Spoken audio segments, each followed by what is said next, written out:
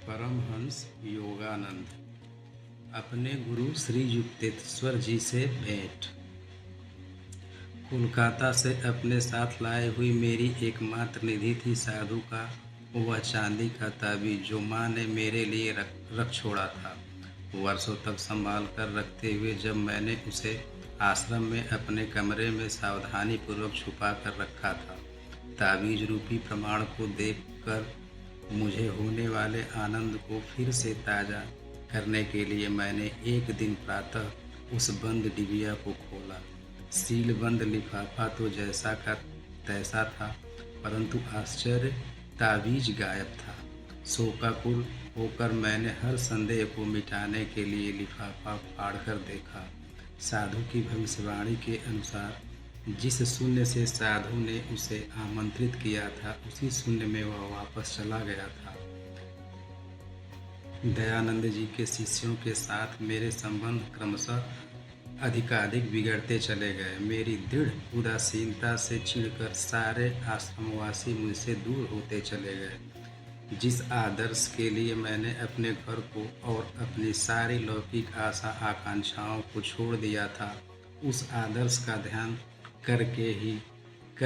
करने की मेरी दृढ़ नियम निष्ठा पर चारों ओर से छिछली तानाकसी होने लगी। दारुण आध्यात्मिक दुख से व्यथित होकर एक दिन भोर में ही मैंने यह निश्चय कर अटारी में प्रवेश किया कि जब तक उत्तर नहीं मिलेगा तब तक मैं प्रार्थना करता ही जाऊंगा। हे करुणामयी जगन्माते, या तो तुम स्वयं ही दिव्य दर्शनों के माध्यम से मुझे सिखाओ, या फिर जिसके माध्यम से सिखाओगी उस गुरु को भेज दो।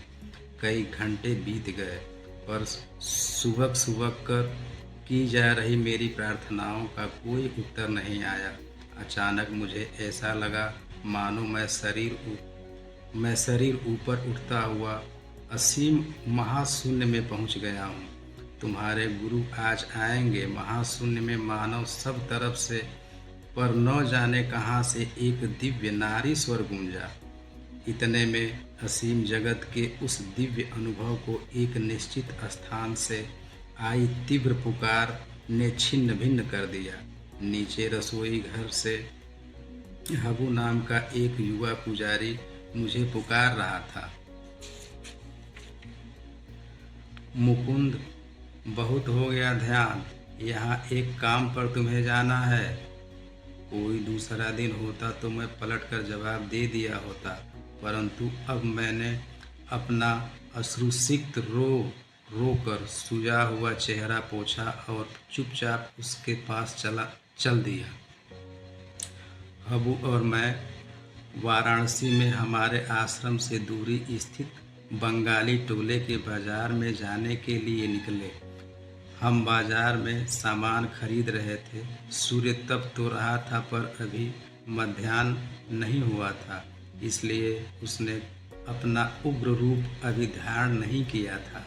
हम दोनों गृहिणियों, गाइडों, पंडे, पुरोहितों, सादे वस्त्र धारण कर रखी विधवाओं, सम्माननीय ब्राह्मणों और वाराणसी में सर्वत्र विचारणशील साणों की रंग बिरंगी भीड़ में से रास्ता निकलते जा रहे थे।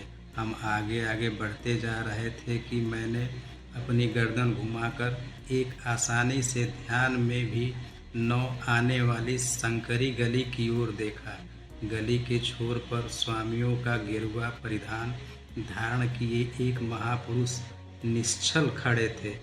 उन पर दृष्टि पड़ते ही मुझे ऐसा लगा मानो युग युगांतर से मैं उन्हें जानता था। एक क्षण के लिए मेरी प्यासी आंखों ने उनका लोलुपता से पान किया, परंतु फिर मन में संशय जाग उठा।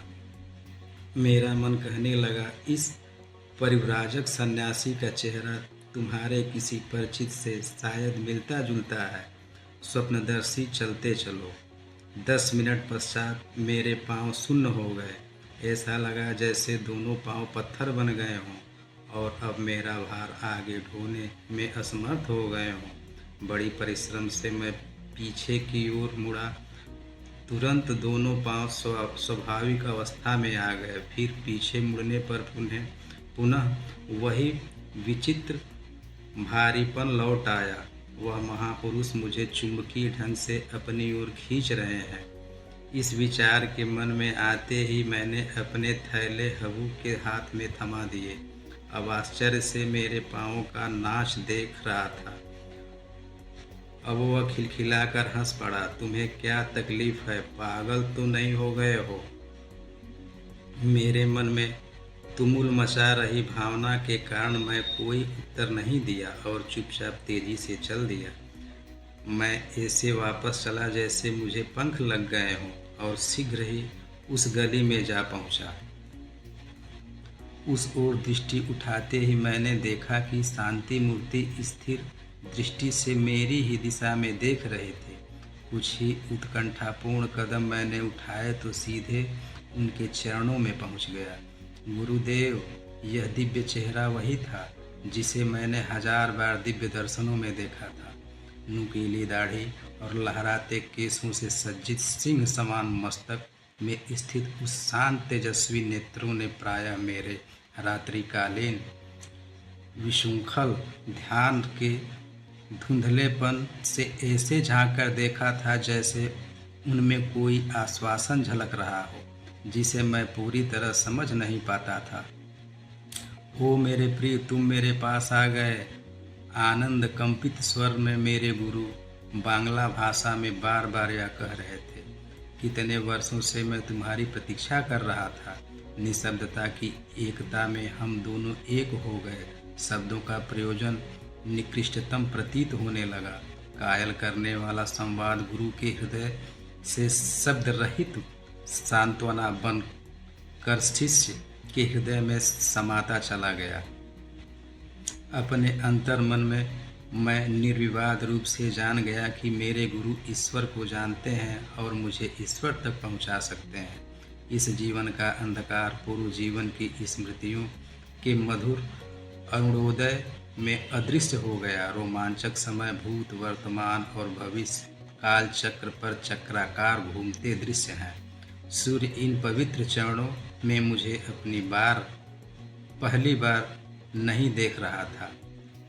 मेरा हाथ पकड़कर मेरे गुरु मुझे काशी के राणा महल क्षेत्र में स्थित अपने डेरे पर ले गए। उनका बलवान शरीर दृढ़ कदमों से आगे बढ़ता था। इस समय उनकी आयु लगभग 55 वर्ष की थी, परंतु उनकी लंबी और सीधी देह में युवकों की सी चपलता और कार्यक्षमता थी। उनकी काली विशाल सुंदर आँखों में अथाह ज्ञान का तेज था। हमें घुंघराले केस उनके रौबीले मुख और सौम्यता प्रदान कर रहे थे। उनमें शक्ति और सौम्यता का सूक्ष्म संगम था।